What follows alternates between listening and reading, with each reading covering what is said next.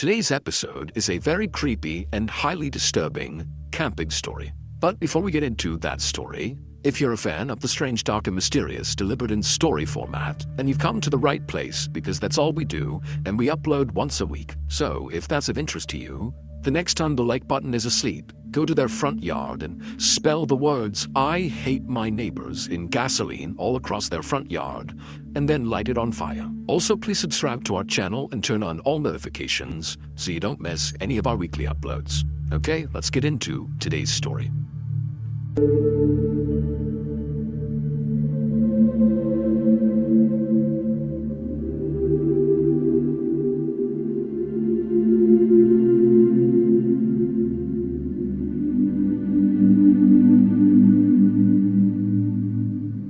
On the afternoon of May 6, 2008, a 54-year-old man called Ricky Williams stood on the riverbank casting out his line into the waters of Dismal Creek in western Virginia. Ricky was hoping to get lucky and catch some trout, but he'd been out here fishing for 30 minutes so far, and there were no bites. Normally, Ricky wouldn't care because he loved just fishing for hours and hours at a time. But today, he and his dog, who was right with him, were really hungry because they'd been out in these woods camping for several weeks now, and their food supply was finally dwindling down to the end. And so if they didn't catch any fish today, they might not eat. Now, for context, where Ricky was fishing, Dismal Creek, despite its bleak name, it was actually a beautiful, secluded spot on top of a mountain that was on the Appalachian Trail. The Appalachian Trail is a very famous 2,200-mile-long trail that runs up and down the east coast of the United States. And why that is relevant is because there's the special code for people that hike on the Appalachian Trail. And the code, which all hikers know, is basically if you come across another hiker on the Appalachian Trail, it is your responsibility to help them if they need help. And it is their responsibility to help you if you need help. So it's this community of hikers that are always looking to help each other. And so Ricky was very aware of this code on the Appalachian Trail, and he was secretly hoping, as he cast his line over and over again and didn't get any bites, that a hiker or group of hikers might come by this area, and maybe they would see him and come down and learn that he needed food, and they might just give him some of their food. But another half hour passed and no hikers came by, and still Ricky could not catch any fish. But then suddenly, Ricky's dog, who was right next to him, began to whine and kind of began shifting around like it was sensing a predator in the area or something. But as Ricky was trying to calm his dog down, he began to hear a voice in the woods right behind him. Somebody was moving towards him. And when Ricky heard this voice, on the one hand, he was pretty excited because maybe this is a hiker who can give him some food. But on the other hand, Ricky couldn't help but feel really uneasy. Now, you need to understand that Ricky was an older guy, he was kind of frail, and over the past few weeks that he'd been camping with his dog, as his food supply had run down, he had become skinnier and skinnier and skinnier, and so he really did not pose any sort of threat to anybody. He's like this weak older man. Now, generally speaking, the Appalachian Trail was a very safe place, but over the last few decades, there had actually been several murders that took place on the Appalachian Trail, and in fact, one of those killings took place less than 2 miles away from where Ricky was fishing with his dog. And in that double homicide, a very well-known killer named Randall Lee Smith had stabbed and shot to death 2 hikers. And so while Ricky was really looking for help from fellow hikers, at the same time, he couldn't help but feel somewhat apprehensive because again, Ricky was like the small, frail guy, and Ricky was well aware of these murders, and he was well aware of the fact that he was super close to one of the murder sites. And so Ricky was totally on edge as he's listening to this male voice get closer and closer, and then finally, this man in his early 30s steps out from the tree line, and he looks over and he sees Ricky, and for a second, the two men just kind of look at each other. But then this guy just grinned at Ricky and said, "Hey, how you doing?" And immediately Ricky felt relieved because he could tell just from looking at this guy that very likely he was not a threat. The man introduced himself as Scott Johnston, and he told Ricky he was actually camping in the area with a friend of his, and they were out here fishing just like Ricky. And Ricky pretty much immediately said, "Oh, great, nice to meet you. Do you have any food for me?" And Scott was like, "Absolutely." And he dug into his bag that he had with him, and he pulled out a couple energy bars and a bag of chips, and he threw them over to Ricky. And he also gave some fresh bait to Ricky so he too could cast out again. And for the next couple of hours, Scott and Ricky just stood on the riverbank and fished together. And after a while, the trout did start biting and they did start catching fish. So the day kind of turned into a great outing for Ricky. And it got even better because as soon as the men were done fishing, Scott asked Ricky if he wanted to join him and his friend back up at the campsite for dinner. And remember, Ricky had no food, so this was an amazing invitation, and he said, yes, of course, I'd love to join you. So the two men packed up their stuff right as the sun was going down, and then they began walking back into the forest where Scott had emerged from. And as they were walking, Scott's fishing pole got tangled on a low-hanging branch, and he was really struggling to get it out of the tree, and so finally he just told Ricky to, go on ahead, my campsite's right up there, it's a straight shot, just go up the hill, and you'll see it. Ricky asked Scott if he was sure, and Scott said, no, it's totally fine, go ahead. So Ricky said, okay, and he walked the rest of the way up the hill, and then when he walked out of the tree line into the clearing where Scott's campsite was, immediately what Ricky noticed was this enormous man who was like twice the size of Scott, and so 4 times the size of Ricky, kind of hunched over at the campfire. And this huge man, who presumably was Scott's friend, he heard Ricky walk into the circle, and remember, it's nighttime and they're kind of in the middle of nowhere, and so this guy, he turns his head around and sees this strange man just standing there, and Scott's nowhere to be found, and so this guy, he grabs a club like a piece of wood, and he looks at Ricky kind of menacingly, like, what are you doing here? And Ricky, who was so caught off guard by just how big this guy was, he put his hands up and he said, I'm so sorry, Scott set me up here, I don't know if this is the right site, I'm sorry. But just at that moment, Scott had finished untangling his fishing line, and he came out of the tree line, and he patted Ricky on the back, and he said, oh, you've already met my friend Sean. And as soon as he said that, Sean looked like he basically let his guard down. He put the wood down, and he stopped glaring directly at Ricky. But Ricky felt like Sean was not happy that Ricky was in his campsite, even though clearly Scott is the reason that Ricky is in this campsite. And so Ricky just felt really uncomfortable, and at the same time, Scott is ushering Ricky closer to the campfire to take a seat next to Sean. Sean's a great cook, he'll cook up this fish for us, it's gonna be great, take a seat. Ricky felt kind of annoyed that Scott was really forcing him to stay.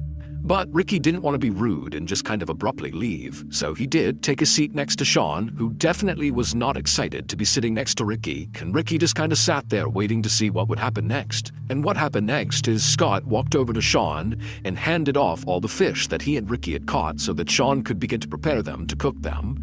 And then as Ricky is still just sitting there right next to Sean, Scott walked away from the campfire up to his truck, which was parked right next to Sean's Jeep, and Scott turned on the radio and began blasting country music. And when Ricky heard this music, he kind of winced, because to him, part of the reason the outdoors, the Appalachian Trail, being out in nature, part of the reason it was so wonderful was for the peace and quiet. And so it felt kind of like borderline disrespectful to be out in the middle of this beautiful place, blaring country music. And so to Ricky, he just couldn't help but feel like there's something off about these two guys. They just seem really disrespectful and kind of pushy and maybe aggressive, and so Ricky is just not happy. But again, Ricky didn't say anything and didn't attempt to leave, because again, he's really hungry and so is his dog, and he needs to eat that fish.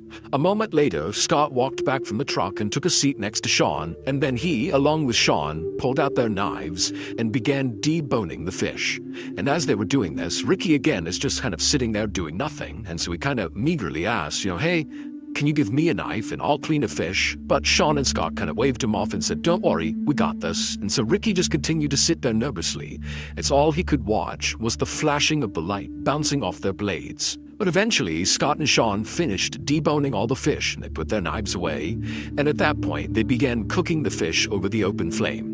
And suddenly for Ricky, it felt like, the mood had shifted a little bit. At least now the two men were not fiddling around with weapons. It felt kind of safe again. And so Ricky began making some small talk in hopes that would kind of, settle his nerves. And so Ricky told the two men about how much he loved the Appalachian Trail and how he came out here all the time for weeks at a time with his dog. And Ricky would tell the men that, sometimes he felt more at home out in the wild than he did at home. It was almost like being out in nature was a religious experience for Ricky. And he would even tell Sean and Scott that sometimes when he was out in nature, he would meditate and pray and even do some chanting like part of a ritual. I mean, he was really trying to be in tune with Mother Nature.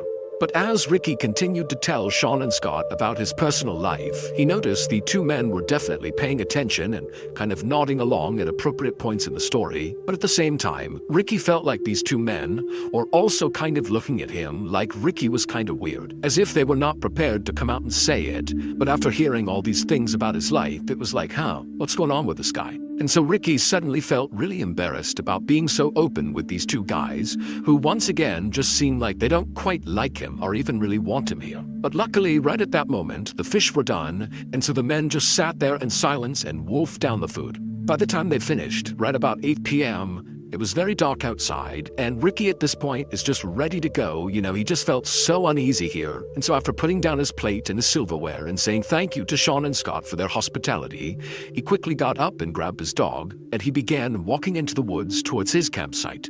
But after Ricky and his dog had walked maybe 10 or 15 feet away from this campsite, two things happened in rapid succession. Number one, Ricky suddenly stopped and turned around and looked back at the campsite. And number two, right as he did this, there was this enormous bang sound, like a small explosion that echoed through the forest.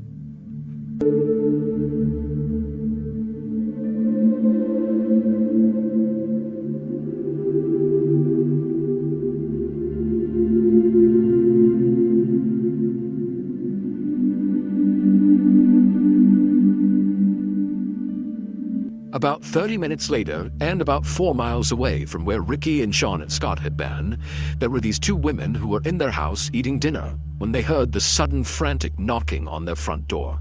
Now, these women live in a very isolated part of the country, and so the women were very concerned. One of them rushed over to the phone just to be ready to call the police, while the other very carefully made their way towards the front of the house, and they kind of peered out the window, but they couldn't see anything outside. It was too dark, and so they went to their door, which was still getting pounded on by whoever was out there, and the woman, she unlocked the door, and she opened it just a crack, and what she saw nearly made her faint. There was a man standing on her porch who was absolutely covered in blood, as if he had been fully submerged in a tank of blood. I mean, he is all red. And the man had his hand over his neck, and the woman who opened the door, she looked at him, and she saw that there was this rhythmic pulsing of blood pumping out of his neck that was in time with his heart. This man is clearly bleeding to death. And so the woman, she screamed for the other woman to please call 911. We have someone who's dying here. And so she began calling 911, and then the man on the porch just said, please help me. And then he said something about Dismal Creek, and then he collapsed. And this was so shocking for the woman who had opened the door that she just stood there staring, having no idea what to do. But then she happened to look up, and she noticed there was a Jeep that was idling out on the road in front of her house that she hadn't even registered until now. And so either this guy got dropped off or he drove that Jeep. But before she could even begin to understand what had just happened, an ambulance and a whole bunch of police cars came screaming up and parked in front of her house. And then the medics got out, they rushed up, and they grabbed the bleeding man, and they put him in the ambulance, and they rushed him off. Meanwhile, not far from the house, police officers were speeding towards Dismal Creek because when the women called 911, they said, this guy who's shown up on the porch bleeding said something about Dismal Creek, but they had no idea what it was about. And so instead of trying to wait to figure out what was even going on, police had basically said, let's just go to Dismal Creek and look around and see if we can figure out, why someone would leave that area and show up at this house covered in blood. But as the police were making their way up this winding mountain road, they saw a truck bombing down the road, coming straight at them. And the truck, they initially hit their brakes and did kind of attempt to get out of the way of the police cars. But after this truck had basically come to a stop, the driver of the truck just hit the gas all over again, and they veered wildly off the side of the road into an embankment, and they crashed and flipped several times and then came to a stop. And the police officers who had veered to the side of the road to avoid getting hit by this truck, they just watched this happen,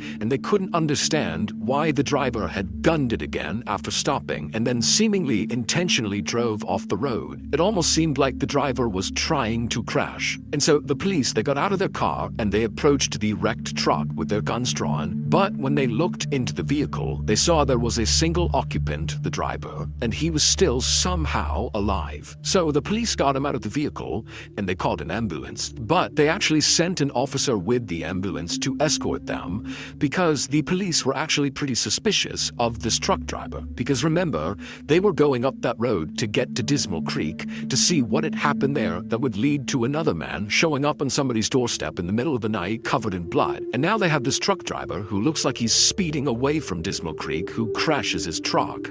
I mean, there was no clear connection between the truck crash and the bloody guy, but the police were suspicious that they had to be connected. So they sent the officer to the hospital as well. About 30 minutes after the truck crash, the police left the scene and continued the rest of the way up the road to Dismal Creek. And once they got up there, the police fanned out all across the area and just began looking for anything. Just any clue that might explain what the heck happened here, if anything happened at Dismal Creek at all. And pretty quickly, the police actually did find something unique. In the middle of the Dismal Creek area, they found a campsite, but it was not the campsite where Sean and Scott were staying, where Ricky had gone and shared dinner with them. This was a different campsite, and not long after searching this other campsite, police concluded that whoever was staying here did not seem like they were mentally well. This seems like a mentally unstable and potentially dangerous person lives here. So the campsite was really simple. It was just a tent and a campfire. But when the police lifted up the flap and looked inside the tent, they found a collection of 30 knives along with a police scanner that basically picked up police radio chatter in the area, so you could listen to a scanner and basically know what the police were doing in your area. There were also all these weird piles of clothing. Some were for kids, some were for adults, some were for men, some were for women. There were piles of eyeglasses, and there were 8 pairs of women's underwear.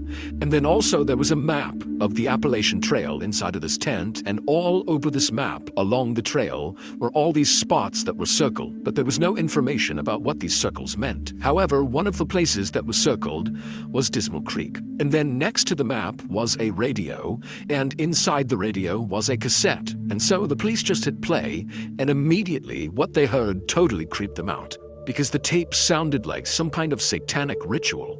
It was basically this one man's voice just kind of howling and chanting over and over again. But by far, the most shocking thing that was found inside of that tent was a single piece of paper. And this piece of paper was a birth certificate, and the name on the birth certificate was a name that basically all police in this area knew. And in fact, anybody living in or around the Appalachian Trail definitely would know this name. And the identity of this person, the name on the birth certificate, was the key to putting together all these seemingly disconnected events that had happened on this night. From the explosion when Ricky walked away from the fire, to the bloody man at the house, to the truck crash, they were all connected through this single person.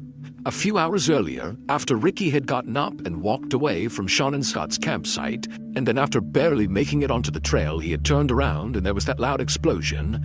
Well, at that point in the story, Ricky, who's now looking back at the campsite and looking at Sean and Scott, he can see that the two of them, they've heard the sound too, and they were now staring at each other with looks of absolute shock and terror on their faces. But then Ricky watched as Sean reached up and touched his face, and he put his hand out in front of his face and it was covered in red. And the reason for that was because Sean had just been shot in the face, because that loud explosion was the sound of Ricky shooting his gun at Sean. And as Sean and Scott stood there staring at each other in absolute disbelief, Ricky, who stood on the tree line, ran towards the fire and just kept on shooting. And so Sean, at this point, as he sees Ricky coming into the campsite, he stands up and kind of staggers back and falls on the ground. But Scott, who's not hurt at this point, he just gets up and starts running away from the campsite. And Ricky turns his attention towards Scott and he shoots at him and he hits him straight in the neck and also in the back. But somehow Scott just kept on running despite these horrible wounds. And so Ricky watched as Scott disappeared into the woods, and then Ricky turned back to Sean, who's laying on the ground and can't go anywhere. He's been shot in the face, and Ricky just casually raised his gun and shot Sean right in the chest. But amazingly, Sean, after getting shot the second time, it created what must have been the most extreme adrenaline rush ever, because he jumped up to his feet and right in front of his attacker, he just turned and sprinted to his Jeep. He hopped inside, fired it up, and just sped away as fast as he could. And when Sean flipped on his headlights and turned a corner after getting away from the campsite, he looked down the road and he actually saw his buddy, Scott, who had run away first, come tumbling out of the woods onto the road. And so Sean, who's gravely injured, drives over next to Scott and he stops the Jeep long enough for Scott to climb inside and they shut the door and they speed their way towards the nearest help, which happened to be that house where those two women lived. And so it was Scott, who looked like he was drenched in blood, who knocked on the women's door. Sean was down in the Jeep out on the road, but he was just too weak to get out and come up to the door as well. But when the ambulance and police arrived, they would find not only Scott up on the porch, but also Sean in the Jeep, and both men would be taken to the hospital via helicopter. And then as for the man who was driving the truck down the road away from Dismal Creek, who then crashed right in front of the police, well, the driver of that truck was Ricky Williams. However, that was not his real name. There was no Ricky Williams. That was the name he just used. His real name, which was on the birth certificate that police found in that other campsite inside of the tent, was Randall Lee Smith.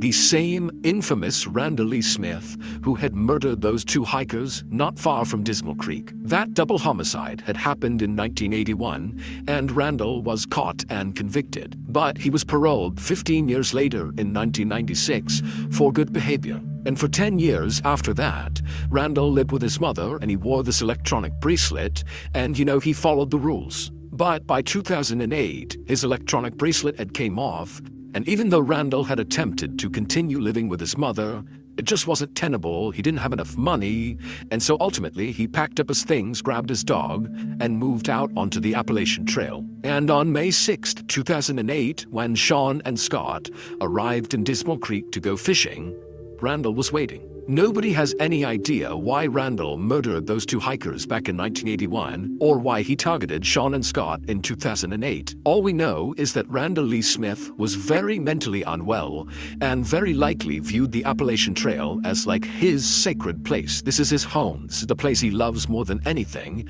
And so maybe, he felt like Sean and Scott had somehow disrespected the Appalachian Trail, and that was enough to attack them. Now, we know Sean and Scott did not do anything intentionally disrespectful to Randall because, amazingly, Sean and Scott survived this attack. And they would say that when they saw Randall, they just felt bad for him. They thought he was like this alcoholic drifter who didn't have a home of his own, and so he was just living out in the woods on the Appalachian Trail. And so they didn't judge him. Instead, they really did just want to give him some food and spend some time with him and make him feel human again. That was it. And because Randall appeared to be this kind of small, older man, Sean and Scott, who were very big and imposing, they didn't feel threatened by this guy. As for that bizarre other campsite that police found up around Dismal Creek, the one that contained all those knives and the birth certificate, well, obviously, that was Randall's campsite. And that weird cassette tape that they listened to that sounded like a satanic ritual, that was Randall going through his meditations and chants that he would do when he was out in the middle of nowhere. It was like his way of respecting Mother Nature and the Appalachian Trail. And then all those items that were found inside of his tent, the different clothes and the eyeglasses and the women's underwear, it's believed those could be Randall's other victims. However, when police pulled DNA samples from all of those items that were found inside of his tent, like the clothes and the underwear and the eyeglasses, well, those DNA samples did not match any of the missing people or murder victims in the police's database, and so that wasn't useful. And then also, police went to all those places on that map that were circled, and with the exception of obviously Dismal Creek, they didn't find anything else at the other locations that suggested any violent event had happened there. So, only Randall knows the truth, which means we will never know the truth, because just 4 days after Randall was pulled out of that truck that he crashed, he died in police custody from a blood clot that formed as a result of the crash. And in those 4 days that Randall was in custody, he never gave up that there were any other victims. Today, Sean still has a bullet in his head and in his chest, and Scott still has big scarring on his neck and on his back. But both men have made a full recovery, relatively speaking, and they still go back to Dismal Creek all the time to go camping and fishing.